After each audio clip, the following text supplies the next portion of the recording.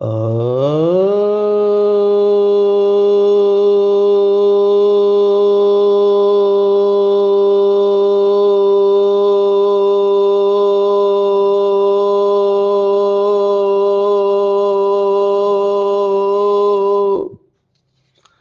शांति।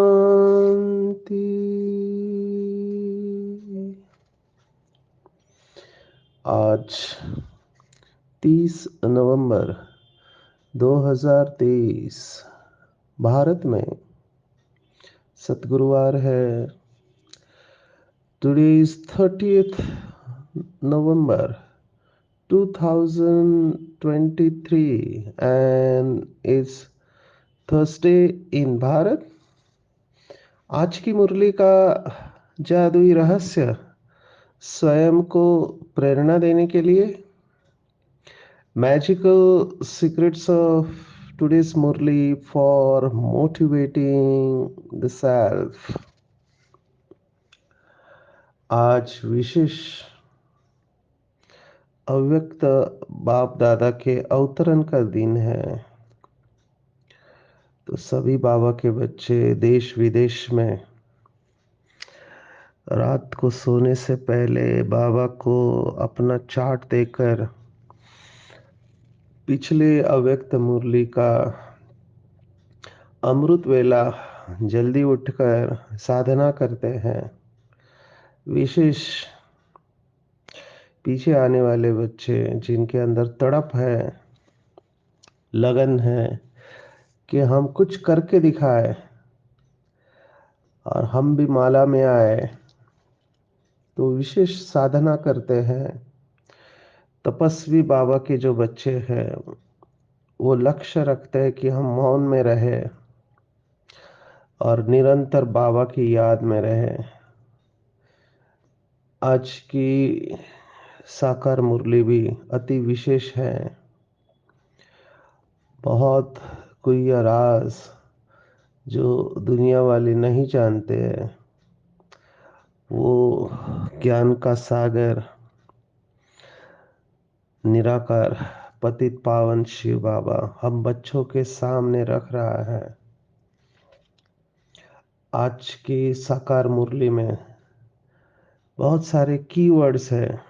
Keyword माना important word, जिनके गहराई में जाके मनन करना चाहिए कि बाबा ने जो कहा उसका भाव क्या है।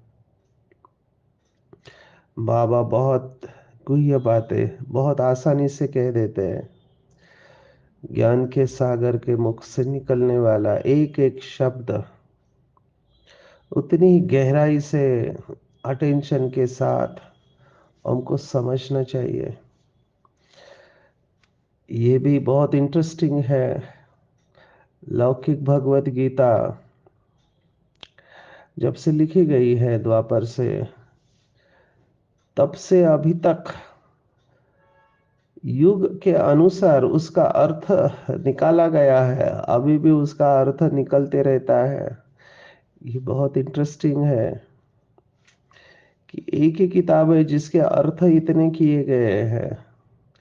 ये संस्कृत भाषा की सुंदरता भी है और ये कन्फ्यूजन का कारण भी है, संभ्रम का कारण भी है। बाबा की मुरली सत्य गीता है। यहाँ पर भी वही अवस्था है। एक मुरली के अंदर बाबा के बच्चे अलग अलग बातों को पकड़ लेते हैं। किसी को कौन सी बात अच्छी लगती है, किसी को कौन सी बात अच्छी लगती है, इसका आधार भी हमारी स्मृति है। जैसे हमारी स्मृति होगी वैसे हमारी मुरली की बातें हमको हिट होंगी। कई बच्चे कहते हैं कि आज मेरे लिए बाबा ने मुरली में कहा है, आज मेरे प्रश्न का जवाब बाबा ने मुरली में दिया है। ऐसे हर एक को लगता है। अब ये मुरलियाँ चली है 69 के पहले। साकार बाबा के वक्त की मुरली है, लेकिन आज भी उतनी ही रेलेवेंट है। मैं जब कॉरपोरेट में सेशन लेता हूँ, कंपनियों में स्ट्रेस मैनेजमेंट के सेशन लेते हैं, कई सारे कॉलेजेस में सेशन लेता हूँ, तो मैं भगवत गीता का एक श्लोक इनवेरिएबली दिखाता हूँ। मैंने ज्यादातर दिखाता ही हूँ। और तीसरे अध्याय का 36वां श्लोक। अर्जुन पूछता है परमात्मा से कि अथ केन प्रयुक्तोऽयं पापम चरति पुरुषः अनिच्छन्नपि वार्ष्णेय बलादेव नियोजितः। अर्जुन का ये प्रश्न 5000 वर्ष पुराना है, लेकिन आज भी उतना रिलेवेंट है। तो परमात्मा का जवाब है, गॉड अल्लाह ईश्वर कहता है लौकिक भगवद गीता में कि काम एष क्रोध एष रजोगुण समुद्भव महाशनो महापापमा विद्येन इह वैरिणाम। तो इसका कारण है, अर्जुन जो पूछता है कि ऐसा क्यों है, कि पता है कि ये गलत है, पता है कि ये नहीं करना चाहिए, फिर भी लोग क्यों करते हैं। माना जो गलत कर्म करने के बाद दुख होने वाला है, पता है। आज जब मैं एडिक्शन में सेवाएं देता हूँ, कितने सारे एडिक्ट्स को मैं देखता हूँ, उनको पता है कि उनका शरीर जाने वाला है। जो वो शराब पी रहे, ड्रग्स ले रहे हैं, उनको पुलिस पकड़ सकती है, उनका जॉब जा सकता है, उनकी पत्नी ज्यादातर उनको छोड़ के चली जाती है। सब कुछ पता है, लेकिन फिर भी वो छोड़ नहीं पाते हैं। तो ये अर्जुन का प्रश्न रेलेवेंट है। मेरे पास कई सारे लोग हैं, लौकिक और अलौकिक, मैं कहता हूँ बीके और पीके।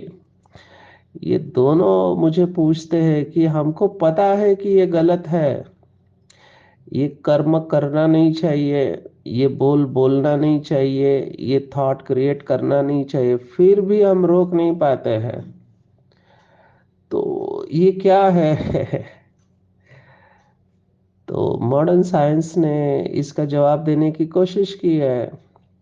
आज के मुरली का वो जो शब्द है वो है संस्कार।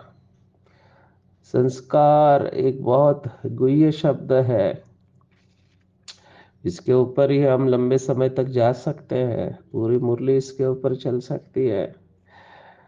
शास्त्रों में, वैसे तो गौतम शास्त्र में 40 प्रकार के संस्कार बताए हुए हैं, लेकिन ओवरऑल हिंदू सनातन धर्म में 16 संस्कार कहते हैं, जो गर्भाधान से लेकर मृत्यु तक के संस्कार हैं, वो 16 संस्कार है। तो वो संस्कार माना स्टैंपिंग, छाप कहते हैं। आत्मा के ऊपर गहरी छाप पड़ी हुई है। बाबा के बच्चों को फर्स्ट डे ही यह मन बुद्धि संस्कार का चैप्टर कराया जाता है। अभी बहुत वंडर है, सचमुच में आश्चर्य की बात है कि बाबा के बच्चों को पता चल गया है कि संस्कार कैसे बनते हैं, और बाबा के बच्चों को ये भी पता है कि हमने ये संस्कार बनाए हुए हैं, हम मास्टर रचयिता है। बाबा को याद दिलाना पड़ा कि बच्चे, तुम जो बार बार ये कहते हो कि क्या करूं, मेरे ये संस्कार है, मेरा नेचर है। अंग्रेजी का शब्द है नेचर, इसका नेचर ही ऐसा है। इसको तुरंत गुस्सा आ जाता है, ये तुरंत मूड ऑफ हो जाता है, इसका ये नेचर है कहते हैं। और कई लोग कहते हैं माफ करना, आप बुरा मत मानना, मेरा नेचर ही है ऐसा। तो ये जो नेचर है, जो न चाहते हुए भी आपसे कर्म करा लेता है, बाबा ने मुरली में कहा था ये नेचर बना कैसे है? बनाने से बना ना। अगर कोई व्यक्ति कहता है कि क्या करूं, मुझे छोटी छोटी बातों में गुस्सा आ जाता है, अभी वो 10 बार कहेगा मुझे तो गुस्सा आता है, मुझे तो गुस्सा आता है, मुझे तो सहन नहीं होता है, मुझे तो गुस्सा आता है, तो वो क्या कर रहा है? अनजानेपन में अपने इन संस्कारों को पक्का कर रहा है। उसको पता ही नहीं कि वो संस्कारों को पक्का कर रहा है। जब भी कोई बीमार होता है तो उसको अपनी बीमारी का वर्णन नहीं करना चाहिए। मेरे पास लोग आते हैं तो मैं उनको कहता हूँ आज के बाद ये बोलना बंद करो कि मैं तो उदास हूँ, मैं तो निराश हूँ, मुझे तो जल्दी डर लगता है, मुझे चिंता हो जाती है। ये बोल बोल के आप 10 लोगों को सुना रहे हैं, तब आपका सबकॉन्शियस माइंड भी सुन रहा है। आपको बोलना चाहिए पहले से अच्छा है, मैं इंप्रूव कर रहा हूँ, my healing is spontaneous, my healing is in process. तो ये संस्कार अनजानेपन में होता है, यहाँ पर मेडिटेशन आता है। आज बाबा ने महामंत्र की बात कही हुई है, ये भी श्रीमद् भगवत गीता का कमाल है। 2 बार ये श्लोक आया है। वैसे ही श्रीमद् भगवत गीता सार है वेद और उपनिषद का। उस सार का भी सार अगर आप मुझे पूछो तो ये बाबा जो महामंत्र कहते हैं मन मना भव, ये भी भगवत गीता में 2 बार आया हुआ है। आप सोचो, 9वां अध्याय है राजविद्या राजगुह्य योग, जिसमें 34 श्लोक है।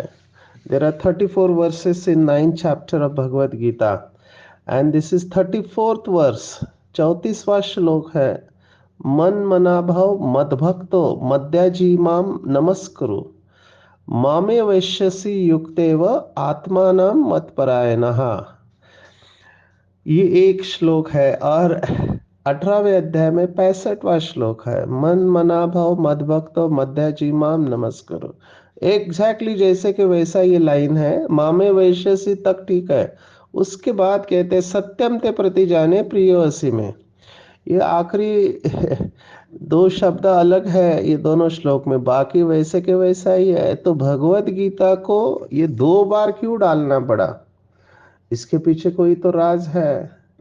भगवान वो अच्छा है, परमात्मा गॉड अल्लाह ईश्वर कहते कि मन को मेरे में लगाओ। अभी ये भी बहुत इंटरेस्टिंग है। आज बाबा ने ये प्रश्न पूछा है कि निराकारी दुनिया में जाते ही कौन से संस्कार समाप्त हो जाते हैं और कौन से संस्कार रह जाते हैं। चिंतन करना चाहिए इसके ऊपर कि इसका मैकेनिज्म क्या है। थोड़ा मैं इसको घड़ी को देखते हुए शॉर्ट में लेता हूँ। किसी परिवार में आप गए और वहाँ के बच्चे आते ही आपके पैर छूते, आपको नमस्कार करते हैं और बहुत मुस्कुराते हैं, प्रसन्न रहते हैं, शांत स्वरूप है, तो हम कहते हैं कि इस बच्चे के संस्कार बहुत अच्छे हैं, है ना। कोई बहुत शांत होता है, प्रसन्न होता है, धीरे से बोलता है, बहुत रॉयल होता है, तो कहते हैं कि इनके संस्कार बहुत अच्छे हैं, इनके माँ बाप ने इनको अच्छे संस्कार दिए हुए हैं, है ना। बाबा ने मुरलियों में कहा है कि कई बच्चे जन्मते ही अपने पिछले जन्म के संस्कारों को दिखाते हैं। जैसे पिछले जन्म में अगर शास्त्र पढ़े लिखे हैं तो इस जन्म में बचपन से ही उनके शास्त्र कंठस्थ हो जाते हैं। ये कैरी फॉरवर्ड है। तो पिछले जन्म के संस्कारों से ये शास्त्र उनको याद आने लगते। जैसे मैं अपना ही अनुभव सुनाता हूँ। संस्कृत का गंध नहीं है हमारे घर में किसी को, लेकिन जैसे ही 2 लोगों ने मुझे प्रेरणा दी, एक आदरणीय जगदीश भाई जी, और जहाँ पे हम रहते हैं विक्रोली में, मुंबई में, एक आत्मा, उनको मैं विशेष याद करता हूँ क्योंकि वो एडवाइजर रहे महाराष्ट्र के पॉलिटिक्स के लिए, और वो एमए इन फिलोसॉफी थे और ज्ञानेश्वरी के ऊपर उनकी मास्टरी थी। उनके साथ बहुत चमत्कार हुए हैं, उन्होंने कई किताबें भी लिखी हुई है। तो जब भी उनको मिलने जाते थे तो पता नहीं उनको क्या होता था, मुझे देखते ही वो श्रीमद् भगवत गीता चालू कर देते थे। तो मुझे समझ में नहीं आता था कि ये आत्मा ऐसा क्यों कर रही है, और मुझे अंदर से बोरिंग लगता था क्योंकि संस्कृत का कोई गंध नहीं है। मुझे एक बार कहा कि भगवत गीता की जो आदेश है, श्रीमत है, वो चालू होती है दूसरे अध्याय से 11वां श्लोक। अब मैं कह रहा हूँ अंदर से मन ही मन में, मुझे क्यों बता रहे, मुझे कोई इंटरेस्ट नहीं है। लेकिन वरिष्ठ थे इसलिए उनका सुन लेते थे। फिर कभी ज्ञानेश्वरी का एक श्लोक सुना देते थे, वो भी बोलते हैं इसको महाराष्ट्र में। तो मैं फिर से कहता था ये मुझे क्यों सुना रहे, मुझे तो इसमें कोई इंटरेस्ट नहीं है।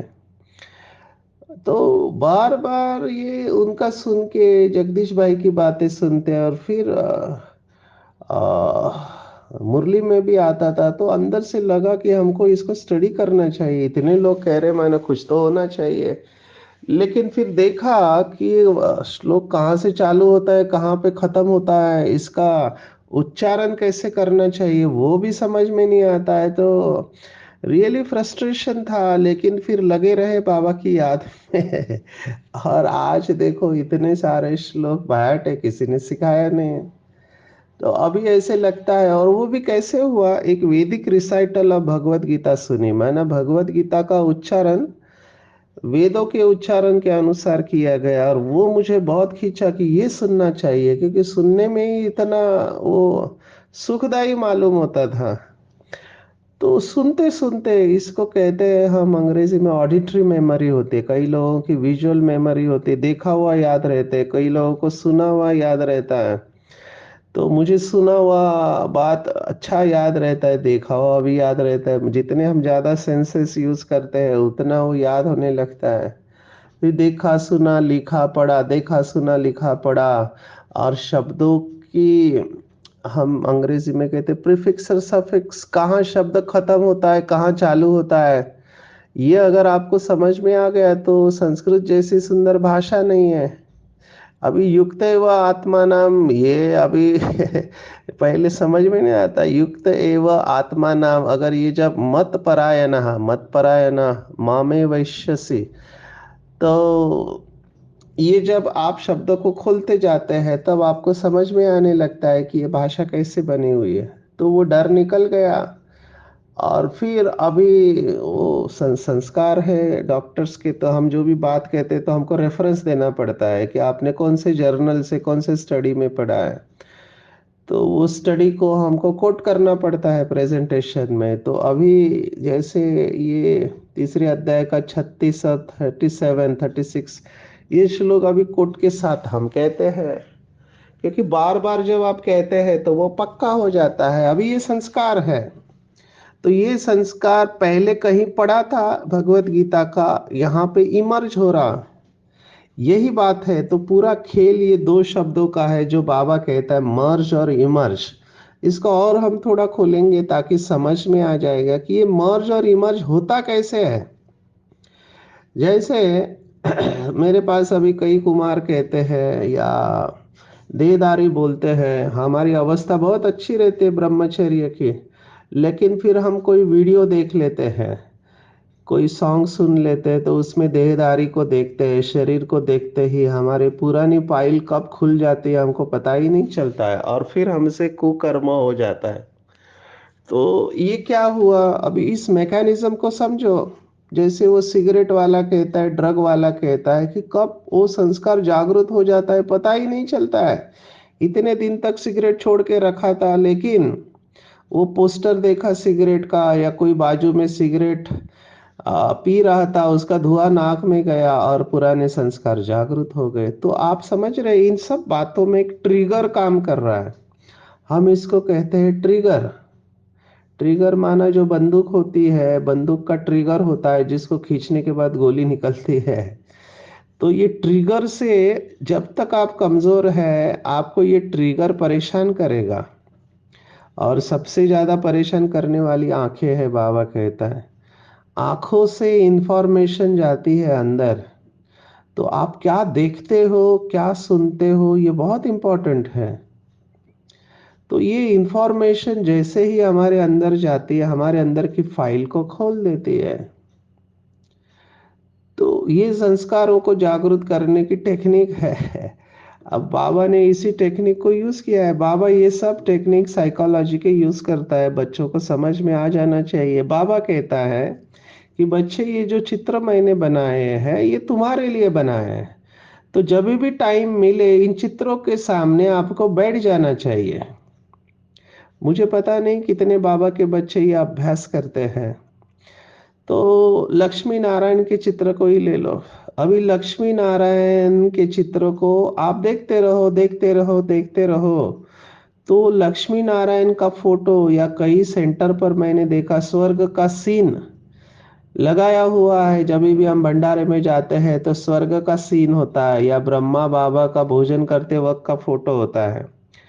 तो ये क्या काम कर रहा है? ये ट्रिगर का काम कर रहा है, क्योंकि जैसे ही आपने लक्ष्मी नारायण को देखेंगे, सत्य की सीन सीनरिया देखेंगे, तो क्या होगा? ये हमारे आंखों के द्वारा हमारे अंदर जाएगा, ब्रेन के अंदर, आत्मा के अंदर जाएगा और हमारे अंदर वो सतयुग की सीन सीनरिया जागृत होने लगेंगी। तो ये संस्कार जो हमारे अंदर पड़े हैं वो स्मृति में आ जाते हैं। ये दोनों अलग अलग शब्द हैं, संस्कार और स्मृति। संस्कार माना रिकॉर्डिंग है, हमारे अंदर पड़ी हुई है, सतयुग की रिकॉर्डिंग है।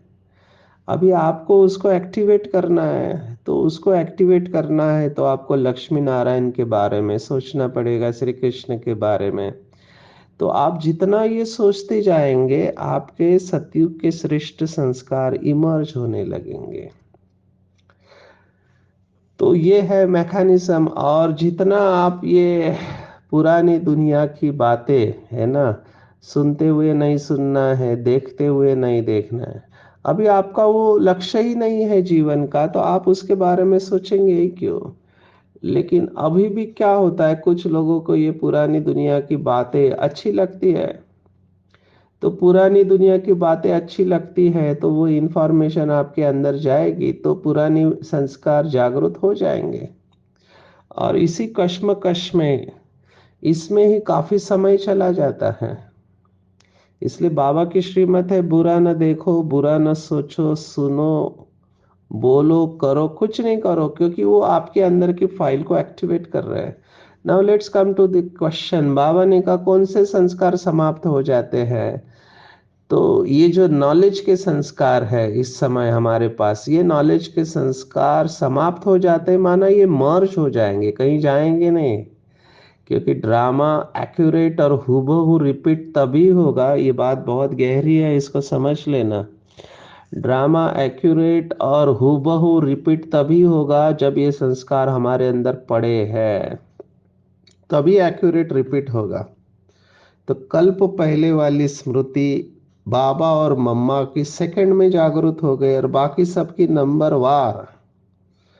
जैसे ही मम्मा ने बाबा को देखा तो यही वही मेरा बाबा है, तुरंत जागृत हो गया, मैं वही कल्प पहले वाली श्रेष्ठ आत्मा हूँ, जिसको बाबा ने झाटकू कहा है। कई लोग सेंटर पर आते रहते, आते रहते, आते रहते, धीरे धीरे ये मेमोरी जागृत होने लगती है। कई लोगों की ऑन द स्पॉट सेकंड में फिदा होने वाले, वही बात है। तो ये संस्कार पुराने मर्ज हो जाएंगे। और प्रारब्ध के संस्कार, अभी इसको भी थोड़ा खोलेंगे। प्रारब्ध किसे कहते हैं? तो प्रारब्ध दो प्रकार का होता है जो शास्त्रों में लिखा है। एक संचित प्रारब्ध, माना संचित माना जमा, और एक होता है क्रियमान, माना अभी हमको जो भी मिल रहा है, अच्छा या बुरा हमारे साथ हो रहा है हमारे जीवन में, ये हमारे पूर्व कर्मों का फल है जो क्रियमान हो चुका है। संचित माना अभी तक पड़ा है, जो आज बाबा ने याद दिलाया कि बच्चे लास्ट में पश्चाताप किसको होगा? जब रिजल्ट आउट होगा। रिजल्ट आउट होगा और तब उस समय बहुत रोएंगे, लेकिन उस समय कुछ कर नहीं पाएंगे। क्यों? बाबा ने कहा बहुत पछताएंगे भी और साक्षात्कार भी हो गए। ये दोनों शब्द बहुत इंपॉर्टेंट है। पछताएंगे क्यों? क्योंकि धर्मराज साक्षात्कार कराने सिवाय सजा कैसे देंगे? सब साक्षात्कार कराएंगे कि तुमने क्या क्या किया, पर उस समय कुछ कर नहीं सकेंगे, कहेंगे हाय तकदीर, तदबीर का समय तो गया। अभी ये बातें सुन के निराश नहीं होना है। कुछ डिप्रेशन वाले पेशेंट होते हैं ना, जिनको निगेटिव सोचने की आदत होती है, हर बात में वो निगेटिव सोचते हैं। अभी ये मुरली की पॉइंट भी वो नेगेटिव सोच सकते हैं, हाँ मैं तो सजा ही भुगतने वाली हूँ, मैंने तो बहुत पाप कर्म किए हैं। नहीं, ऐसे नहीं सोचना है। ऐसे सोचना है कि बाबा आपका बहुत बहुत थैंक्स जो आपने मुझे ये बताया, अभी मैं अटेंशन रखूंगा या रखूंगी। जो भी मेरे द्वारा हुआ है वो उस समय मेरी समझ थी, मेरी ज़रूरत थी, या मेरे अंदर जितनी शक्ति थी उस आधार पर मैंने वो कर्म किया। अभी मैं अटेंशन रखूंगी, मेरी शक्ति बढ़ाऊंगी और मैं अपने श्रेष्ठ संस्कारों को इमर्ज करूंगी। इस तरह से इसको पॉजिटिवली लेना है, निगेटिव नहीं लेना है बाबा की किसी भी बात को, ये लेने वाले के ऊपर है। तो हमको अपने श्रेष्ठ संस्कारों को जागृत करना है, और ये पॉसिबल है। और जो अंग्रेजी जानते हैं वो एक किताब पढ़ सकते हैं, पावर ऑफ हैबिट कहते हैं। उसमें उन्होंने 10 प्रमुख बातें बताई कि हैबिट, जिसको बाबा ने कहा संस्कार आपको क्रिएट करना पड़ेगा, और छोटी छोटी बातों से चालू करो। छोटी छोटी बातें, बड़ी बड़ी बातें और बहुत सारी बातें अगर आप लेंगे अटेंशन में तो बहुत मुश्किल हो जाएगा, निराश हो जाएगा। मैं केवल एक ही अभ्यास जैसे देता हूँ सामने वाली आत्मा को देखते हुए, कि मैं शक्ति स्वरूप हूँ, है ना, मैं बाबा के साथ कंबाइन हूँ। बस यही एक थॉट क्रिएट करते रहना अपने अंदर कि मैं शक्ति स्वरूप हूँ, बाबा मेरे साथ है, मैं सब कुछ कर सकती हूँ क्योंकि बाबा मेरे साथ है। ये थॉट अगर आप रखेंगे ना, तो बाबा मेरे साथ है तो मैं सब कुछ कर सकती हूँ, मुझे हिम्मत रखना है। भगवान सब कुछ कर सकता है, वो सर्वशक्तिवान है और वो हमेशा मेरे साथ है। ये बात अगर आप अपने दिल में, जहन में बार बार लाएंगे तो आपकी शक्ति बढ़ेगी, और कुछ नहीं करना है। छोटा सा थॉट अपने मन के अंदर क्रिएट करना है बार बार, और फिर ये थॉट क्रिएट करते हुए उस अवस्था में स्थित हो जाना है, उस सागर में समा जाना है ना। जैसे ही आप उस सागर के स्नेह में समाते जाएंगे, अभी इसके साथ में आप विजुअलाइजेशन कर सकते हैं। हम कहते हैं सी लाइट एंड फील लाइट, माना लाइट को देखना और लाइट को फील करना।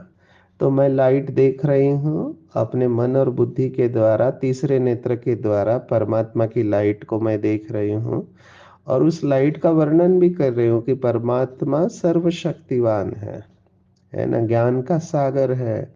उस सागर में मैं डुबकी लगा रही हूँ, जैसे मैं डुबकी लगा रही हूँ मैं भी मास्टर ज्ञान की सागर बन रही हूँ। ये विजुअलाइजेशन आप करेंगे और उस अवस्था में आप कुछ सेकंड के लिए ठहरते जाओगे, तो धीरे धीरे ये संस्कार बनेगा। आज इसको ही याद किया, छमछम तालाब जो रंगून में है, ज्ञान मान सरोवर, ये सब बातें अभी की है। तो हमको देखना चाहिए कि मैं ऐसे अपने श्रेष्ठ संस्कारों को जागृत करता हूँ। मरने से पहले हम मुक्ति और जीवन मुक्ति के संस्कार यहाँ पर क्रिएट करके अपने साथ में लेकर जाएंगे। ऐसे अपने श्रेष्ठ संस्कार जागृत करने वाले बाबा के बच्चे सदा खुशहाल और संपन्न रहेंगे। और हमको स्पष्ट अनुभव होगा, पहले मैं कांटों के जंगल में था, अभी फूलों के बगीचे में आ गया हूँ। मेरी यात्रा है, अपनी यात्रा को देखेंगे, पूरे कल्प की यात्रा को देखेंगे।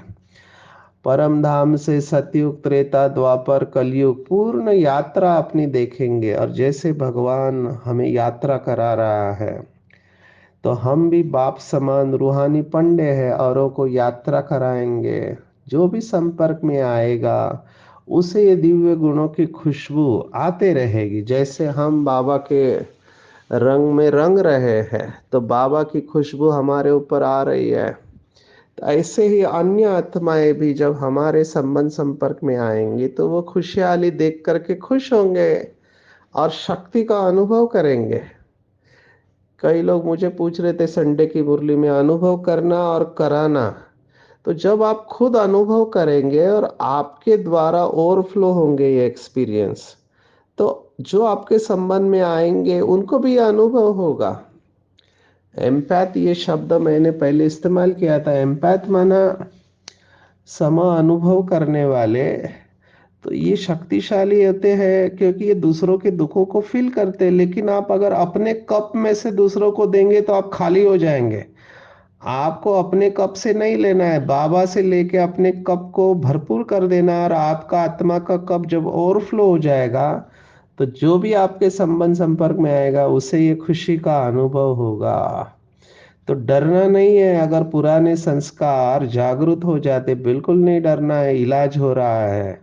सर्जन जब ऑपरेशन करता है तो कैंसर की गांठ को निकाल देता है, ऑपरेशन हो रहा है। अविनाशी सर्जन शिव बाबा हमको कह रहा है कि माया के बुदबुदों से डरने के बजाय अपने स्वमान में स्थित रहो कि मैं मास्टर ज्ञान सागर हूँ, मास्टर सर्वशक्तिवान हूँ।